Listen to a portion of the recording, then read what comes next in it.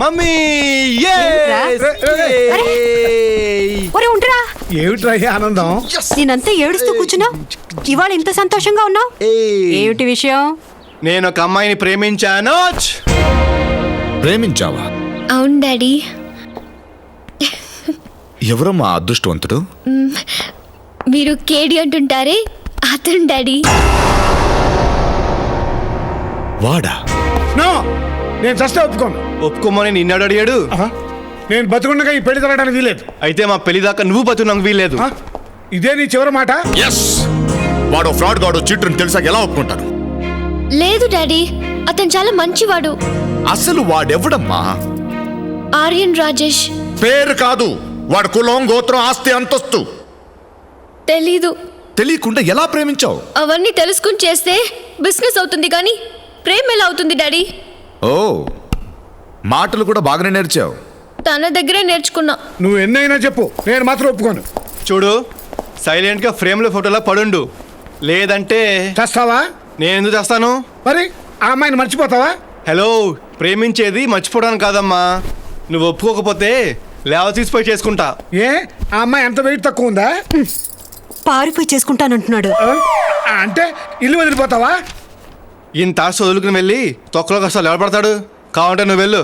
ఒరే, ఓ తండ్రి అనాల్సిన మాట ఏదా ఇది? ఈ మాట ఎప్పుడు అనేవాడిని. అమ్మ బాధపడుతుందని ఇన్నాళ్ళు మనసులో దాచుకున్నా. నాయనే, నా మీద నీకెంత ప్రేమరా. నోర్మేయండి. చూడు, ఇది నా ఇల్లు, నేను ఎందుకు వెళ్ళాలి? ఇష్టం లేని కోడలతో అడ్జస్ట్ అయి ఉండలేవు కాబట్టి. అయితే నా మాట విననంటావు? నువ్వు తనని మర్చిపో అనే మాట తప్ప ఏదైనా చెప్పు, వింటాను. సరే, నిన్ను మర్చిపోమని అతనికి చెప్పు.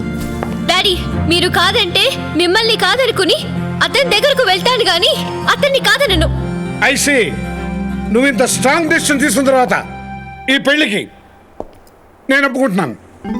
Thank you daddy. అడలు కొట్టేశారు కదండి, ఈ విషయం ఏదో ముందే చెప్పొచ్చుగా.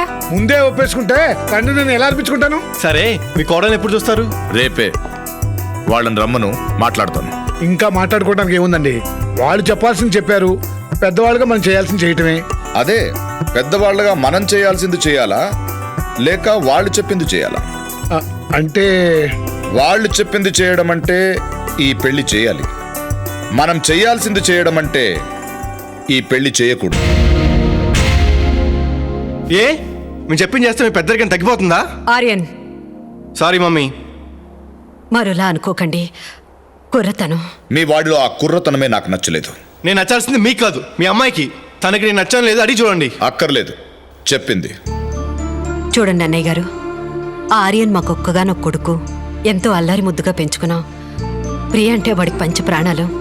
మిమ్మల్ని మీ కుటుంబాన్ని చూశాక వాడి కోరిక తప్పనిపించలేదు. బియ్యం అందడానికి మీకన్నా మంచి సంబంధం నేను తేలాను సార్. నాకున్నది కూడా ఒక్కగానొక్క కూతురు.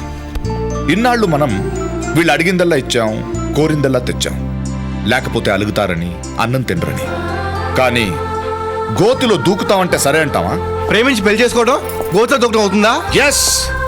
ఎందుకంటే మీది అసలు నిజమైన ప్రేమ కాదు కాబట్టి. మా ప్రేమ గురించి మీకేం తెలుసు? మాకే తెలుసు. మేం పెద్దవాళ్ళం కాబట్టి, మీ కుర్రతనాన్ని దాటే ఈ స్టేజ్కి వచ్చాం కాబట్టి. అసలు ప్రేమ అంటే ఏంటో మీ అమ్మ నాన్నని అడుగు. నువ్వు ప్రేమించావని చెప్పగానే ఏదో ఘనకార్యం చేసావని మురిసిపోయి ఒప్పుకున్నారా, లేక నీ మీదున్న ప్రేమతో వాళ్ళ ఇష్టాన్ని పక్కన పెట్టి ఒప్పుకున్నారా? అడుగు. అది ప్రేమ అంటే.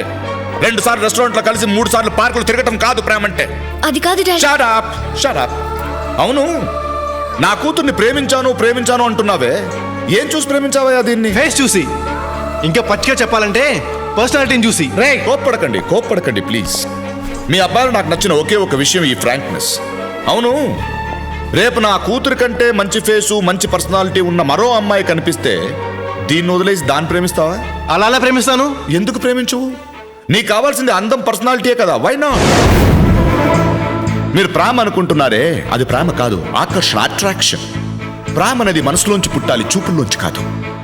ప్రేమ అంటే ఒకరినొకరు కోరుకోవడం కాదు, ఒకరినొకరు అర్థం చేసుకోవడం. ప్రియ, నేను అర్థం చేసుకున్నాను. 18 సంవత్సరాలు పెంచిన నాకే నా కూతురి మనసు అర్థం కాలేదు. ఒక 7-8 సార్లు కలుసుకోగానే నీకు అర్థమైపోయిందా? ఎస్, మా ప్రేమకున్న power దాటిది.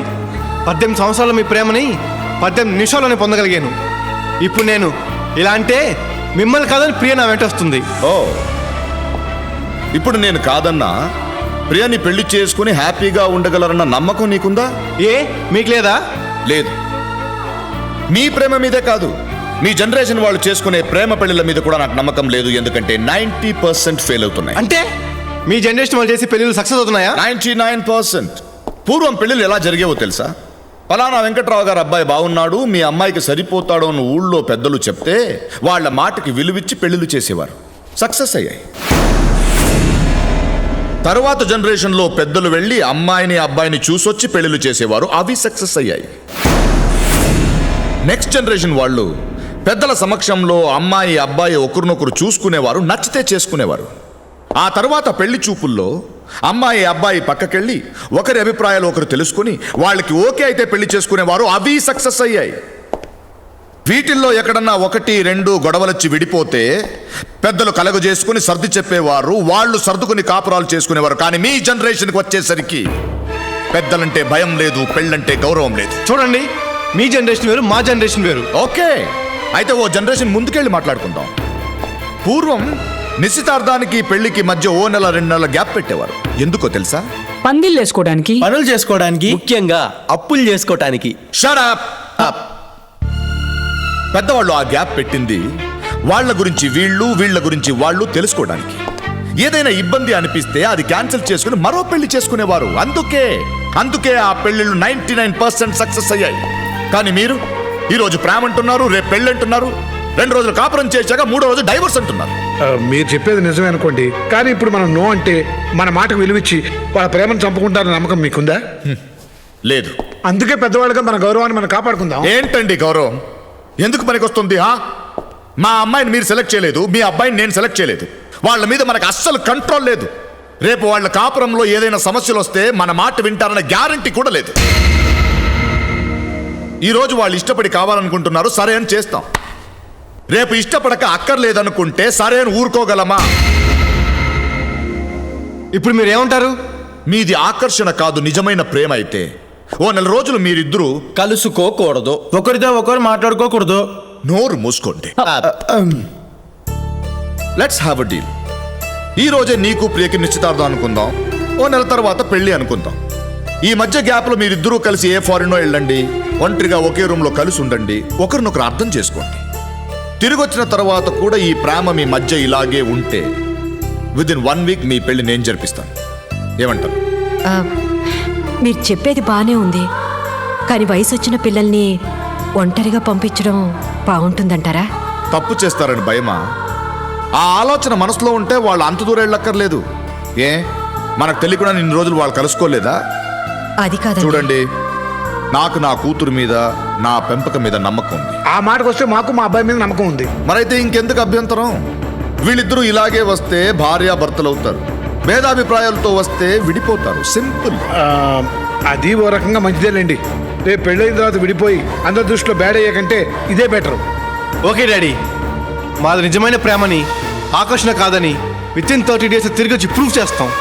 Yes daddy, we will prove our love. That's the spirit. I wish you all the best.